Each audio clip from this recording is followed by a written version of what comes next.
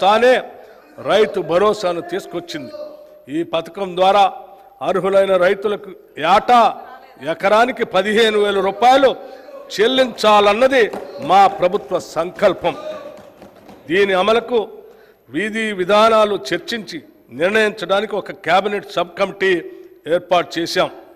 ఈ కమిటీ పలు జిల్లాల్లో పర్యటించి ఆ ప్రాంత రైతుల్ని, వ్యవసాయ రంగ నిపుణుల్ని, మేధావుల్ని సంప్రదించి వారి అభిప్రాయాలను సేకరించింది.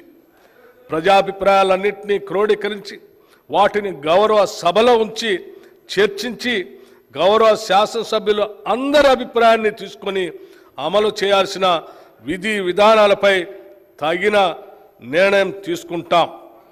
ప్రభుత్వ విధానాలు పారదర్శకంగా ప్రజల భాగస్వామ్యంతో ఖరారు చేయాలి.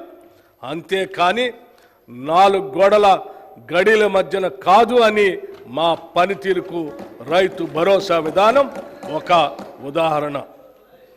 రైతు కూలీల సంక్షేమం. భూమి లేని గ్రామీణ ప్రజానికం ఎక్కువగా రైతు కూలీలుగా పనిచేస్తూ దుర్భర జీవితాన్ని గడుపుతున్నారు. వారికి ఎటువంటి ఆర్థిక భద్రత ఉండకపోవడంతో పనిలేని రోజుల్లో పస్తులు ఉండాల్సిన బాధాకరమైన పరిస్థితి. వీరికి గత 10 ఏళ్లలో ప్రభుత్వ పరంగా ఎటువంటి సహాయ సహకారాలు అందలేదు. భూమి లేని రైతు కూలీల ఆర్థిక మరియు జీవన స్థితిగతులు మెరుగుపరచడానికి మా ప్రభుత్వం లక్షలాది భూమి లేని నిరుపేద రైతు కూలీలకు సంవత్సరానికి 12,000 రూపాయలు అందించే బరోత్తర కార్యక్రమాన్ని ఈ సంవత్సరంలోనే ప్రారంభించబోతున్నాం. అతివృష్టి, అనావృష్టుల రైతన్నల పాలిట శాపాలు. ఏడాది పాటు శ్రమించిన అనుకోని ప్రకృతి విపత్తులతో పండిన పంట చేతికందక రైతు రుణభారంతో కుంగిపోయి రైతు కూలీగా మారే పరిస్థితులు ఉత్పన్నమవుతాయి. వారిని ఇలాంటి దైన్య స్థితి నుండి కాపాడాల్సిన బాధ్యత ప్రభుత్వానిది. గత ప్రభుత్వం ఈ పథకానికి అవసరమైన బీమా ప్రీమియం చెల్లించక రైతుల కడగళ్లకు కారణమైంది.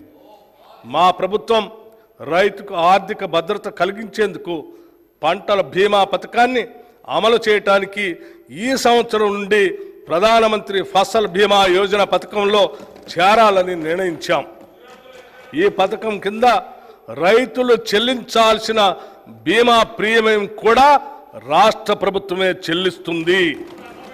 రైతులకి పైసా ఖర్చు లేకుండా వారు వేసిన పంటలకు పూర్తి భద్రత ఈ పథకం కల్పిస్తుంది. తెలంగాణలో వరి సాగు చాలా విస్తృతంగా జరుగుతుంది. పండిన పంటకు సరైన ధర రాక, పెట్టుబడి కూడా దక్కక రైతులు తీవ్రంగా నష్టపోతున్నారు. రాష్ట్రంలో సన్న రకం వరి ధాన్యాల సాగును ప్రోత్సహించడానికి ప్రభుత్వం 33 రకాల వరి ధాన్యాలను గుర్తించి వాటిని పండించిన రైతుకు క్వింటాలకు 500 రూపాయల బోనస్ చెల్లించాలని నిర్ణయించాం. దీనివల్ల సన్న రకాల వరిని పండించే సాగు భూమి విస్తరణ పెరిగి రైతులకు ఆర్థిక ప్రయోజనం చేకూరుతుంది.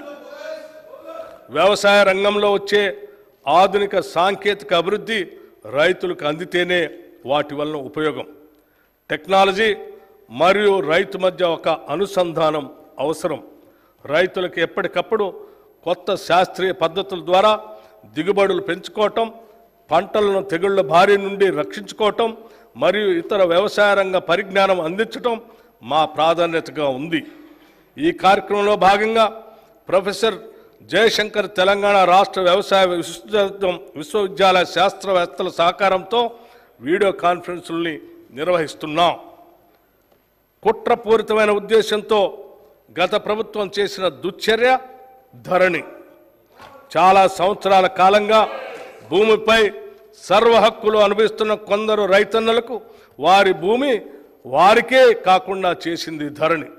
తరతరాలుగా తమ యాజమాన్యంలో ఉన్న భూముల్ని ధరణి పోర్టల్లో నమోదు చేసే సమయంలో జరిగిన లోపాలు, అక్రమాలు, అవకతవకల వల్ల లక్షలాది రైతులు తీవ్రమైన మనోవేదనకి గురయ్యారు. ఆ పొరపాట్లను సరిదిద్దేందుకు ప్రభుత్వ కార్యాలయాల చుట్టూ తిరిగి వేసారిపోయారు. గత ప్రభుత్వం చేసిన తప్పులతో ఎంతోమంది వారి భూముల్ని అమ్ముకోలేక పెళ్ళిళ్లకు, పిల్లల చదువులకు మరియు కుటుంబ అవసరాలు తీర్చుకోవటానికి నానా అగచాట్లు పడ్డారు. లోపభూయిష్టమైన ధరణి నిర్వహణ వల్ల చాలామంది రైతులకి అందవలసిన రైతు బంధు, రైతు బీమా వంటి ప్రభుత్వ పథకాలు కూడా అందక నష్టపోయారు. సాక్షాత్తు తెలంగాణ హైకోర్టు కూడా ధరణి పోర్టల్లోని ఎన్నో లోపాలని ఎత్తి చూపింది. ప్రజలకు ఇచ్చిన హామీ మేరకు మా ప్రభుత్వం ఏర్పడిన తర్వాత జనవరి 2024లో ధరణి పోర్టల్ అమలు కారణంగా వచ్చిన సమస్యల్ని అధ్యయనం చేయడానికి ఒక కమిటీని నియమించింది. ఆ కమిటీ సూచనల మేరకు మొదటి దశలో పెండింగ్లో ఉన్న దరఖాస్తులను పరిశీలించి పరిష్కరించడానికి స్పెషల్ డ్రైవ్ను ఈ సంవత్సరం మార్చి 1 నుండి మార్చి 15 వరకు జిల్లా కలెక్టర్ల ఆధ్వర్యంలో చేపట్టాం. మార్చి 1, 2024 నాటికి 2,26,740 దరఖాస్తులు పెండింగ్లో ఉండగా 1,22,774 కొత్త దరఖాస్తులు వచ్చాయి. మొత్తంగా ఉన్న 3,49,514 దరఖాస్తుల్లో మార్చి 1 నుండి నేటి వరకు 1,79,143 దరఖాస్తుల్ని పరిష్కరించాం. నేటికి ధరణిలో 35 లావాదేవీలకు సంబంధించిన మాడ్యూల్ని, 10 సమాచార మాడ్యూల్ని అందుబాటులోకి తీసుకురావడం జరిగింది. ఈ మాడ్యూళ్ల వల్ల క్షేత్రస్థాయిలో ఎదురవుతున్న ఇబ్బందులకు కొంతవరకు పరిష్కారం లభిస్తుంది. మేము ధరణి సమస్యల పరిష్కార పురోగతిని ఎప్పటికప్పుడు కలెక్టర్లతో సమీక్షిస్తున్నాం. ధరణి కమిటీ పూర్తి అధ్యయనం అయిన తర్వాత శాశ్వత పరిష్కార దిశగా తగిన చర్యలు తీసుకుంటాం. మన రాష్ట్ర జనాభాలో 47.3% ప్రజలు వ్యవసాయంపై ఆధారపడి జీవనోపాధి పొందుతున్నారు.